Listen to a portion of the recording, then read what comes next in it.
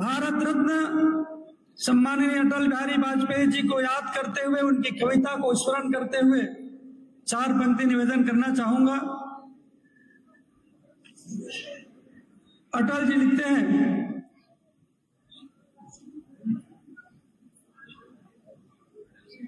कविता भी भूल गया। मैं अटल जी को नमन करता हूं, प्रणाम करता हूं, अभिनंदन करता हूं आप सबका।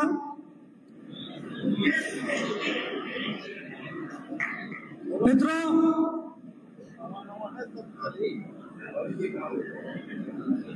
आजादी के बाद हुए 3 चुनाव को 2014, 2019 और 2024, ये 3 चुनाव को ध्यान में रखते हुए मैं कुछ बातें 2014 से पहले और 2014 के बाद की परिस्थितियों के बारे में आप सबसे निवेदन करना चाहूंगा।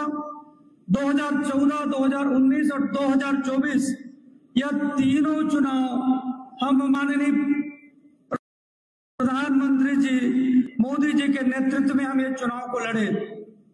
और यदि देखा जाए तो यह तीनों ही चुनाव, इन तीनों ही चुनाव की परिस्थितियां अलग थी।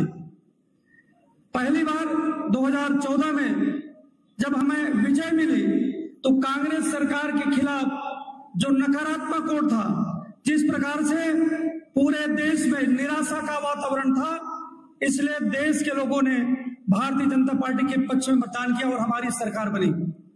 परंतु इस बात को हम बड़े गर्व के साथ कह सकते हैं कि 2019 और 2024 में जो हमारी सरकार बनी, वो माननीय नरेंद्र मोदी जी की सरकार ने देश में जो चहुमुखी विकास हुआ, देश का जो सर्वांगीण विकास हुआ, उसके आधार पर देश के लोगों ने तीसरी बार सेवा करने का अवसर भारतीय जनता पार्टी की सरकार, माननीय नरेंद्र मोदी जी की सरकार को दिए हैं।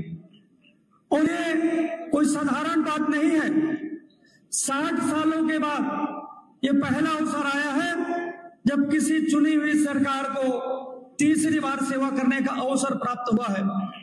इसके लिए मैं प्रदेश कार्य समिति की ओर से माननीय नरेंद्र मोदी जी को आप सबकी ओर से हार्दिक बधाई देता हूं, शुभकामनाएं देता हूं, आप सबकी ओर से अभिनंदन करता हूं। और यदि ये हासिल हो पाया है तो आप जैसे भारतीय जनता पार्टी के ज्येष्ठ कार्यकर्ताओं के बदौलत, आप सबकी मेहनत, आप सबके परिश्रम के बदौलत उस मुकाम तक पहुंचे हैं। तीसरी बार भारतीय जनता पार्टी की सरकार बनी है। मैं उस बात को स्मरण दिलाना चाहूंगा कि माननीय नरेंद्र मोदी जी जब पहली बार प्रधानमंत्री बनने के बाद पहली बार सांसद भवन जाते हैं तो सांसद भवन की सीढ़ियों को नमन करके जाते हैं और इस भाव के साथ जाते हैं कि मैं तो सेवा करूंगा। आज तक ऐसा कोई सेवक पैदा नहीं हुए हिंदुस्तान में। आज तक एक दिन की छुट्टी, 1 घंटे की छुट्टी नहीं ली है माननीय प्रधानमंत्री जी।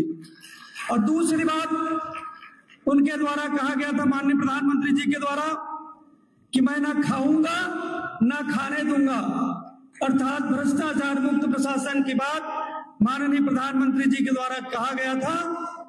विगत 10 साल से विपक्ष के द्वारा एक भी तथ्यात्मक आरोप नहीं लगा सके भ्रष्टाचार के। हम बड़े गर्व के साथ कह सकते हैं भारतीय जनता पार्टी की सरकार पूरी पारदर्शिता के साथ चल रही है। कहेगी कि रिपोर्ट ने कहा राफेल विमान की खरीदी पर सुप्रीम कोर्ट ने कहा कि मोदी जी की सरकार पूरी पारदर्शिता के साथ चल रही है। मित्रों, भारतीय जनता पार्टी की सरकार एक देश में 2 निधान 2 प्रधान 2 विधान का विरोध करती रही है। कश्मीर को भारत से अलग करने का षड्यंत्र नेहरू सरकार के द्वारा रचा गया था। धारा 370 लागू करके माननीय प्रधानमंत्री जी ने कहा कि देश को बांटने वाली हर ताकत को समाप्त करेंगे और एक झटके में 370 समाप्त कर दिया गया। एक झटके में।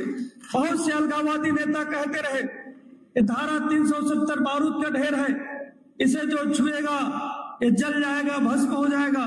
लेकिन माननीय प्रधानमंत्री जी ने एक झटके में समाप्त करके डॉक्टर श्यामा प्रसाद मुखर्जी जी के सपने को साकार किए हैं। कश्मीर से लेकर के कन्याकुमारी भारत एक है, ये सपना यदि किसी ने साकार किए तो माननीय नरेंद्र मोदी जी के द्वारा किया गया है। दोस्तों, 2014 के पहले भारत का पहचान कैसे हुआ करता था? भारत में गरीबी है, भारत में भुखमरी है, भारत के लोग पलायनवादी होते हैं, एक पिछड़े देश के रूप में भारत का पहचान हुआ करता था। ये पहचान दिलाने वाले कांग्रेस की सरकार और कांग्रेस पार्टी हुआ करता था। भ्रष्टाचार, परिवारवाद और तुष्टीकरण की नीति ने देश को खोखला कर दिया था। 2014 के बाद माननीय नरेंद्र मोदी जी की सरकार आई। मोदी जी की सरकार के आने के बाद सांस्कृतिक राष्ट्रवाद का उदय होता है।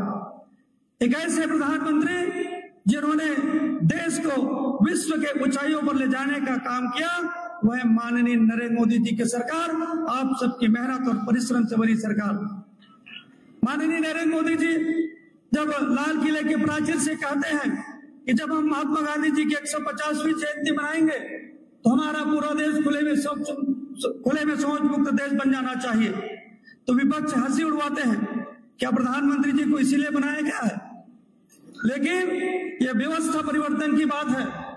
माननीय मोदी जी देशवासियों को आह्वान करते हैं, खुले में शौच मुक्त के लिए आंदोलन चलता है और आज हम बड़े गर्व के साथ कह सकते हैं हमारा पूरा देश खुले में शौच मुक्त देश बन गया है। ऐसा नहीं है कि कांग्रेस पार्टी के द्वारा कोई योजना नहीं चलाया गया, उनके द्वारा भी निर्मल ग्राम की योजना चलाई गई थी, परंतु एक गांव को निर्मल नहीं बना सके और माननीय प्रधानमंत्री जी के द्वारा पूरे देश को खुले में शौच मुक्त देश बना करके माताओं बहनों के सम्मान के लिए व्यवस्था परिवर्तन का एक बड़ा काम माननीय प्रधानमंत्री जी के नेतृत्व में किया गया।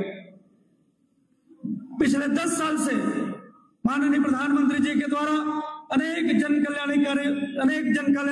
कल्याणकारी योजनाओं के माध्यम से लोगों के जीवन संवारने का काम किया गया है। सबसे बड़ी बात है माननीय प्रधानमंत्री जी के द्वारा इस विकास की अवधारणा को गरीबों के पेट से जोड़ा गया। 80 करोड़ लोगों के घर तक चावल पहुंचाने का काम हो, 11 करोड़ हमारी माताओं बहनों के लिए शौचालय बनवाने का काम हो, 50 करोड़ जनधन खाते खुलवाने का काम हो, 10 करोड़ से ज्यादा उज्ज्वला योजना के माध्यम से गैस सिलेंडर वितरण की व्यवस्था हो, ये सब काम यदि हुए हैं तो माननीय नरेंद्र मोदी जी के नेतृत्व में हुए हैं। इसलिए मैं आप सबसे निवेदन करना चाहूंगा कि हम सब ये जो हमें ऊंचाइयां जो प्राप्त हुई है, आप सबकी मेहनत से, आप सबके परिश्रम से ये ऊंचाइयां हमें प्राप्त हुई है। भारत माता का मान सम्मान पूरे विश्व में स्थापित करने का काम मोदी जी की सरकार के द्वारा किया गया है। धारा 370 को समाप्त करना, 500 साल बाद हमारे प्रभु श्री रामचंद्र जी के मंदिर का निर्माण हमारे लिए गौरव की बात है। ट्रिपल तलाक कानून लाना और नागरिक संशोधन बिल ला करके जो विस्थापित होकर के हमारे देश में रह रहे लोगों के लिए नागरिकता देने का काम माननीय मोदी जी की सरकार के द्वारा किया गया है। उन गौरव को छूने का काम माननीय प्रधानमंत्री जी के अगुवाई में हमारा देश उन ऊंचाइयों को छूने जा रही है। इस कार्य समिति के बैठक में आप सब लोग विराजमान हैं। आप सबकी मेहनत, आप सबका परिश्रम और आप सबकी निष्ठा से भारतीय जनता पार्टी उन ऊंचाइयों को छुई है। 11 में से 10 सीट जिताने वाले आप सभी भारतीय जनता पार्टी के कार्यकर्ता यहाँ पर उपस्थित हैं। मैं आप सबका अभिनंदन करता हूँ और आप सबके माध्यम से मैं माननीय देश के यशस्वी प्रधानमंत्री, दुनिया के सर्वाधिक लोकप्रिय नेता माननीय नरेंद्र मोदी जी का आप सबके माध्यम से अभिनंदन करते हुए, आप सबके माध्यम से स्वागत करते हुए, आप सबके माध्यम से बधाइयां देते हुए अपनी बात यही समाप्त करता हूं। जय हिंद, जय भारत, जय छत्तीसगढ़। बोलिए भारत माता की, भारत माता की। आप सबको बहुत बहुत धन्यवाद।